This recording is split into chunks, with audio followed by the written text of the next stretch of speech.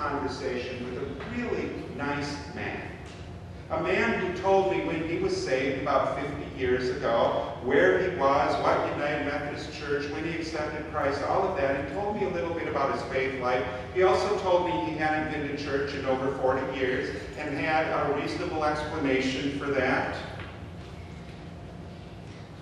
But he started me thinking about a dangerous question. A dangerous question because some people are asking and simply saying, yeah, it doesn't matter if we go to worship on a regular basis. He started thinking, what does it matter? What does it matter if we go to worship on a weekly basis? What if we didn't? I'm here today because I think it matters. I believe it matters. I remember standing in a church with probably one of the 3, 4 most faith-filled men that I know in this life. And we're standing in a church before a meeting, and we were looking out the west window. And I found out at that time, as the sky turned black with a tinge of green as the winds kicked up, as the storm rolled our way, I found out that this man was afraid of storms. It surprised me with as deep as his faith ran. But I understood it. It was post-1997. I used to love storms till 1997, and then after that, for 2 or 3 years, I hated to see the clouds gather because I discovered that storms can even take churches. So there we were, a couple men before a meeting watching this storm come in. The lightning flashed, the thunder shook.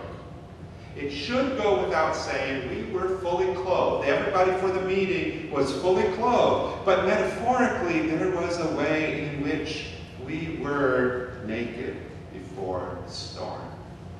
We were fragile. We were vulnerable. We could do nothing about it.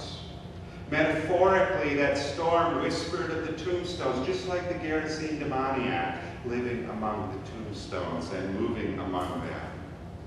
And the what-ifs began to play out. What if?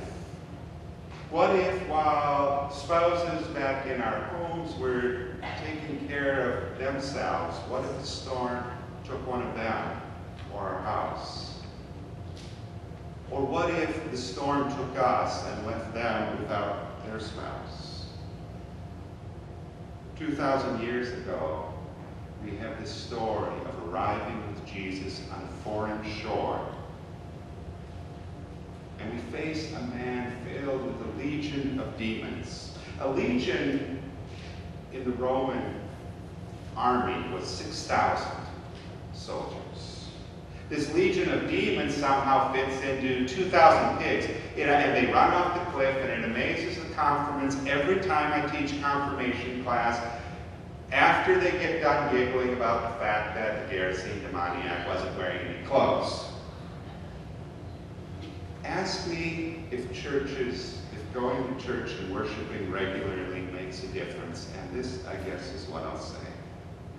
If most people are a little bit like me, they have a legion of worries and concerns, not all at once usually, but over the years, these daily little things that wear at us, that nudge at our calm and our peace, that create little anxieties bit by bit. Usually they don't pile on us all at once. But you know them, the little tendencies to snip at another person, the desires to control some of the things that are better left to God to control, and not to care for the things that we really could take care of. The little worries, the little demons that threaten to undo us bit by bit by bit, to rob us of life, to rob us of peace, to rob us of gratitude, to separate us from those we love. As sure as that Gerasene man had lost all those he loved and lived alone. I'm one of those people, and I think there are others like me, who need to hear the stories of the Bible over and over and over again. To grow in faith, to keep the peace some days, to become the person God is calling me to be, and not to slide backwards into who I don't want to be, into who my family doesn't want me to be, into who I was 20 or 30 years ago, which wasn't all that bad, but in many ways was really kind of foolish and just not helpful to others. I invite you to pause for a moment and think of who you might be without regularly pausing to listen for God's leading in your life. Without regularly letting the words, the hymns, and the prayers wash over you. What chains might you be carrying? What little crazinesses might have latched on to your soul? What losses would have been unbearable without making the regular time and space for God to bring healing and wholeness? And now for the key question, which is where this story ends of the Gerasene demoniac set free. When has your presence here or at a worship time been needed to help another person along the journey? To be a bit of peace for another, a bit of reassurance for another, a bit of light, a bit of freedom. The story of the Gerasene man ends with a wonderful celebration of the fact that he is now called to go and tell his story to the people of the community. He is fully clothed, his mind is clear. He wants to follow Jesus, and Jesus says the best way you can do that is go show others what I have done for you.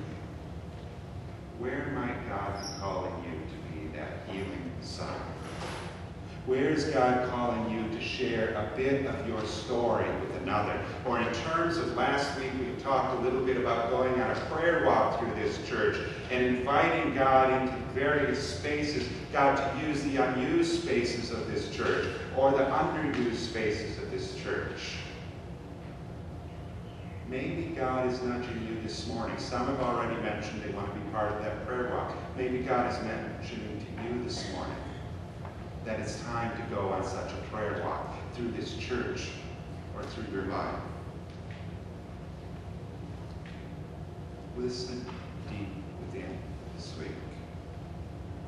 Maybe God is even inviting you to borrow a church room and to gather a group of people for a task that you know will bring healing or hope, or might bring healing or hope. This last week, there was a post on Facebook, part of a blog, that actually go to Facebook, then you go to the blog, doesn't matter how you get there.